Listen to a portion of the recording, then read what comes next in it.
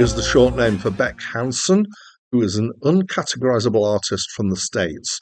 He's produced music in many different styles. In fact, that seems to be his thing, versatility.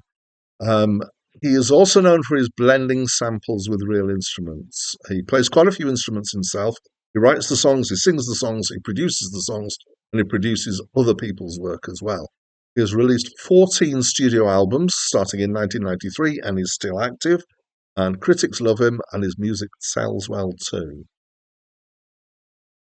Hi, my name's Dan. So this was Beck's ninth studio album, and it's my first time listening to it.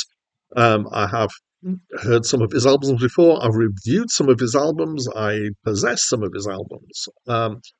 I do think I start to feel for anyone who's trying to keep creativity going for this long, in kind of this number of albums. And I know some people struggle with it. I'm not sure Beck does. He certainly has had a thing where he's done different feels on different albums, and I feel like it's difficult to have an overall opinion of Beck, or of Beck's music, other than that he's varied and he's creative about it. So each album on its own merits, I guess, is the way to approach it. So kind of this has been described as alternative rock, and I kind of am with that, but I think there's more nuance in there that can be put in. So let's try.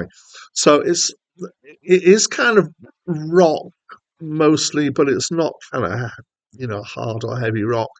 It's definitely got sample base to it, so there's a lot of loops and samples and stuff. But they're generally, it doesn't sound kind of mechanical as a result. It just has that kind of groove feel of loops. It's got a vague Latino feel going on. It's not the only feel, but there is kind of vague Latino esqueness to it. Occasionally, there's bits of Latin like samples, but also there's two or three times where he's got samples of slide guitar being repeated, which is actually particularly nice. I like that. Now, apparently, Guero, which apparently is how to pronounce this, means whitey in Spanish. It's a slang word for Caucasian. I had assumed that it meant war, because it's similar to the French word la guerre. I was wrong, so it shows how much I know about languages, which is not very much. Back to the album. It's musically quite varied, but it's still got a unifying overall feel, which is down to this kind of funky grooviness. And I enjoyed it musically, definitely. Songs are about, well, I didn't really pick up, but they're somewhat eclectic, as is often the case with Beck, I think. I'm not sure if they're decipherable. I tried to listen to the words and try and work out what it was about, but I think it's kind of um, what do you call it? The stuff going through your head kind of stuff. Anyway, yes, so it's quite a laid back album. As I said, I enjoyed it. One interesting feature is that Hell Yes particularly has some rapping on it. It's rapping that I enjoyed. I'm not necessarily a huge fan of rap, but there are some kind of types of rap, and I can't use the terms to describe the flow very well. I know that the word flow is used, but this particular kind of rapping is one that I do resonate with and quite enjoy.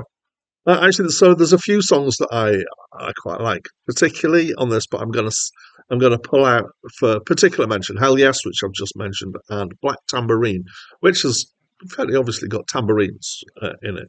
Um, uh, yeah, so gonna wrap it up. It's a good album. I enjoyed listening to it. It's a nice sound and it's a nice feel. And yeah, I rate it quite well. So that's what I think. And as always, I'd love to invite you to tell me what you think. So please do by leaving me a comment. And that's it from me for now. Looking for my place on assembly lines. Fake prizes rising out of the bomb holes. Skeleton boys hyped up in purple. Smoke rings blow from across the disco. Banknotes burn like broken equipment. Looking for shelter, readjust your position. Thought control, ghost written confessions. 2 dimensions, dumb your head down. God don't look now.